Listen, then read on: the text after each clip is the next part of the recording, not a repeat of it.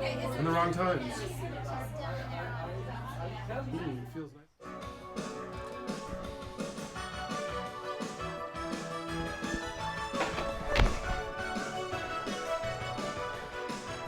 Now this is the atrium, obviously. Check out the skylight. Steve loves his glass. And the floor is, I don't know, inlaid Italian marble or some shit like that. I don't know. It's 1984. I'm so young, so young. And it's my very first day working in the Macintosh division at Apple. And we are going to change the world. And I'm so young that I believe it. I buy into all of it. And this is my new coworker, Barry, and he's giving me a tour of the office. And it seems like every other word out of his mouth is Steve.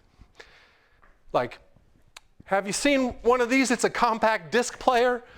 Steve got it in Japan. It's from Sony, and pretty soon we'll all have them, and we'll all be buying compact discs, and they're $20 each, but they're well worth it, believe me, well worth it.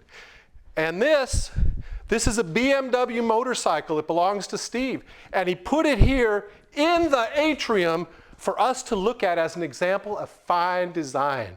Isn't it beautiful? And I find out later, it's actually in the atrium because it has a broken clutch cable and it doesn't work anymore. And this fine design thing is kind of a myth. And myths are thick in this place at Apple, and most of them have Steve involved with them. So I kind of sense a connection there.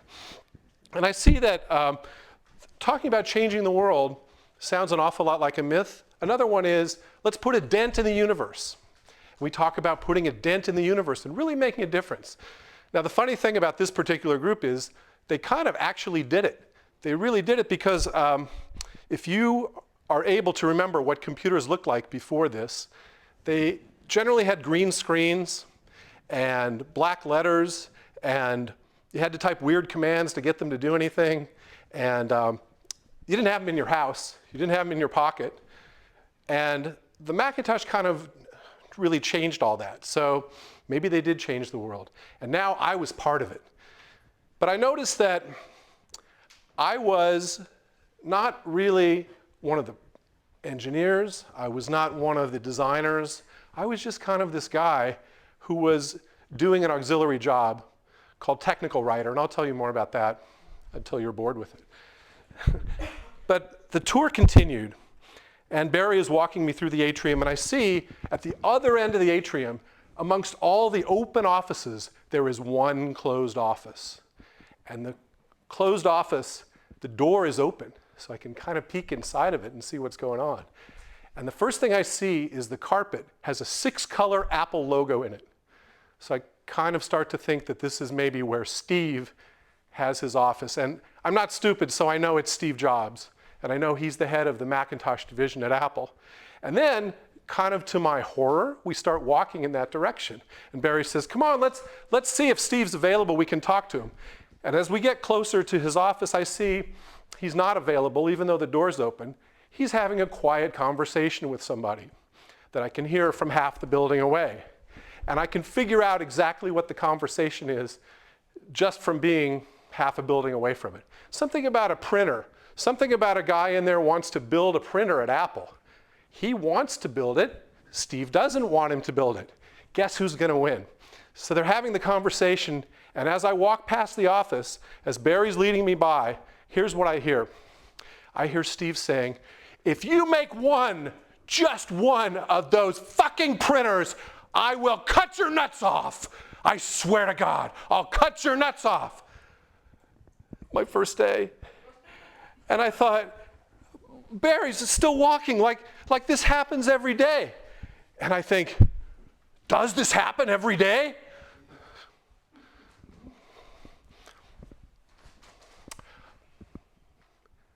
Now, I promised or warned you that I would tell you more about this technical writer thing.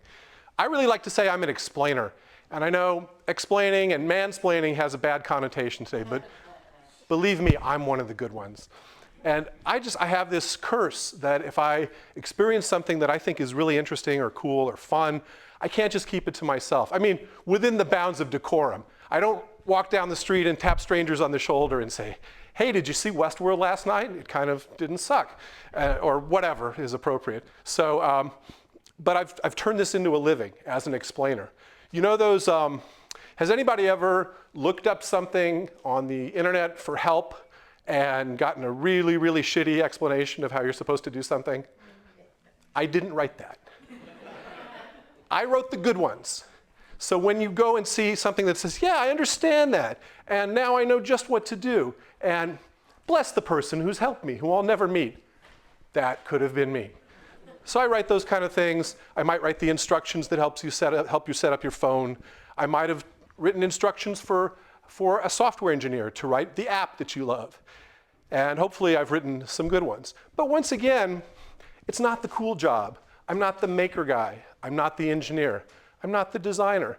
I'm the technical writer. I have a friend who thinks, by the way, that the term technical writer is the funniest thing she's ever heard, because writer is creative and technical is boring. But that's me, technical writer. Maybe that's why I like to say explainer. But I have been really lucky in my career in landing at places like Apple when the Mac came out and getting to observe all this amazing talent doing these incredible things. Or at a company called General Magic, which kind of almost accidentally invented the smartphone in the 90s and has a documentary out now about how they did just that. And all the time I'm kind of watching and observing and learning, and I realize that's my place. My place is not to be great, it's to be adjacent to greatness. And that's why I ended up here telling these stories. And now, let's get back to the 80s.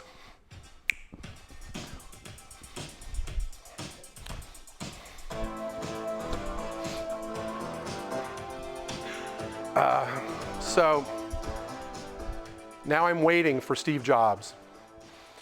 And the receptionist says, sorry, Steve's running late.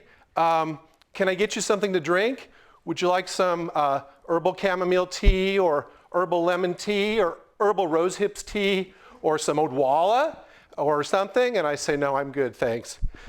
Now, how did I get here? Why am I waiting for Steve Jobs? We're not at Apple anymore. The Macintosh came out and it was a massive failure. Very few people bought them. It was really underpowered. It was kind of a neat idea, but it needed a lot of work, and at first nobody bought it. Steve was rewarded by essentially being kicked out of Apple, out of his own startup. So what did he do? He started his own new company called Next Incorporated. Very clever, very kind of making a statement with just the name. And he hired 5 or 6 people from Apple, and Apple turned around and sued him. And Steve had this great line, as he often did, where he said, it's really hard to believe that a billion-dollar company with 4,000 employees is afraid of 6 people in blue jeans. But they kind of were. So Next had an aura about it. It was Steve's new company, and it was secretive. They kind of said what they were doing, oh yeah, we're making a computer, and it'll be for education, and we're not going to tell you anything else until it comes out. Next sort of invented stealth mode, which is what we now call a Silicon Valley company that won't tell you what they're doing. Some of them don't know what they're doing. We call that something else, but Next presumably knew what it was doing, but Steve understood that when you don't tell somebody what you're doing, they want to know all the more. I wanted to know. I wanted to work there. So I managed to get an interview, and a job interview at Next in 1987 involved all day.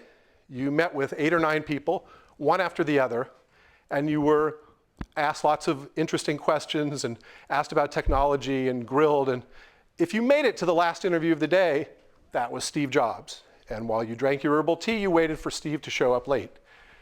Finally, after waiting for an hour and a half for Steve, he walks in. He walks into the room. He doesn't introduce himself. Why should he? And he sits down and he looks at my resume and he says, are you the best technical writer in the world? That's his opening question to me.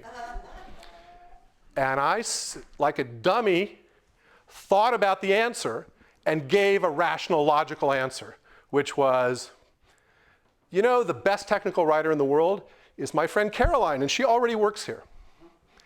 And he looked really disappointed, even though he already had the best one. I guess he kind of figured he did, but then he said, okay, are you the second best technical writer in the world? And I'm slow, but I started to catch on at that point. And I really thought about it because I didn't want to lie to Steve Jobs. And I thought, okay, yes, I'm the second best technical writer in the world. And he goes, okay. And he I think we could proceed from there. If I'd said no at that point, probably would have been all over. So we went from there and we kind of went back and forth. And the interview got to that point where you start to feel like they're selling you because you've done well. So I started to feel like I was being sold to. And I said, you know, I'm not sure what you're doing. It's a secret. And he said, you just have to take a leap of faith. You have to believe in what we're doing. I have to believe in it without knowing what it is. Okay, and I said, if you could just tell me something. And he said, okay, and he got up and he left the room and he came back with a little integrated circuit, about like that. Now, I don't know much about integrated circuits, let alone looking at one that was handed to me. He smiled and he handed it to me, he said, we've made this. And I looked at it and I kind of comically shook it by my ear because I didn't know what else to do, because it didn't mean anything to me. I mean, maybe it was a toy. Maybe he bought it at Target and just decided to fool me with it. It didn't do. I said, okay, that's cool. And the interview went on, no more eventfully after that, it ended. And I felt like I was going to get an offer. And sure enough, the next day, I got a letter by FedEx that said that I had a job offer. And at the bottom, the signature line said, I accept this insanely great offer.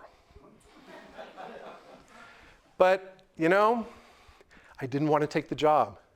I didn't want to take the job because it was a pretty long commute and because Steve Jobs then is not what he became later. Steve Jobs then was a guy who started Apple and left. The end. And his name didn't have the same power. I didn't feel like I was passing up an incredible opportunity, and they wouldn't tell me anything about the company. So when the manager called to offer me the job, I said no. He said, are you sure? I said yes. He said, okay, Steve's going to call you just to be sure.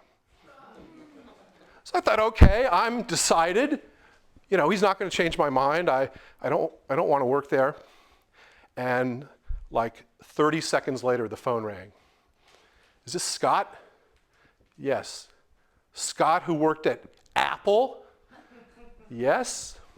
This is Steve Jobs. This time he did introduce himself. He said, I just want to make sure you don't want to work at the coolest company in the valley with the best people making the greatest computer the world has ever seen. Is that right? Do I have that correct? And I said, I do want to turn down the offer, Steve. Thank you very much. I'm turning down the offer. And he came back at me again with something less shocking. And we went back and forth for a little while, but I was stubborn, and he gave up eventually and said, okay, I guess you're not coming to work here. But I just want you to know, you blew it. And part of the interview is an IQ test to see if you're smart enough to take the offer. And you failed.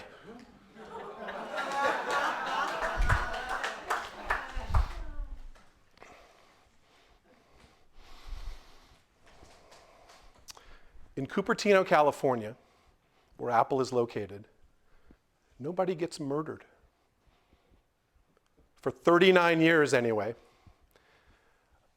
until October 5th, 2011, when a man went to his job at a cement plant and shot up his coworkers, killed 3 of them, and escaped, and hundreds of police were looking for him in this quiet town. It was a cloudy day, it was gloomy, it was weird. There was a pall in the air. Everybody felt very odd about this horrific day. Finally, they found the guy, and he shot himself. A tragic day. 3 o'clock that afternoon, I got a call from my old friend, Barry, who was my coworker. He was still working at Apple 27 years later. I got a phone call. Can you imagine a phone call? How rare is that? And he said, we're about to announce that Steve died today. And I thought, Steve died? I mean, Steve was really sick. He had pancreatic cancer. He had a liver transplant. He had looked very frail in public for a long time. But to imagine him dying at the age of 56 was a surprise. It was a shock. And I really didn't know how to feel about it because I didn't really know him. But he touched so many people's lives in different ways, good and bad. And then I noticed the way other people were reacting to it that day and in following days. All the competitors of Apple put notes to Steve Jobs on their websites on the front page. Microsoft put their flags at half-staff for Steve Jobs. But people not in the industry, started showing up at Apple and bringing candles. And there was a huge memorial set up to these people who never met him and would never meet him and did not know him. Made a memorial of candles on the Apple campus. An Apple which doesn't let people on their campus let them do it. And the Apple stores all around the world, people wrote notes to Steve Jobs, little sticky notes, and they stuck them up on the windows. And they were 8 feet high in some of the stores. The Palo Alto store had them up to 10 feet high. I don't know how they got them up there. I guess they were sticking them up with poles all the way around. People who never met him, would never meet him, don't know him, would never know him. This guy, this genius, asshole, capitalist, Buddhist, visionary guy who changed everybody's lives had this reaction. And as for me, this guy who kind of yelled at me once, I just cried.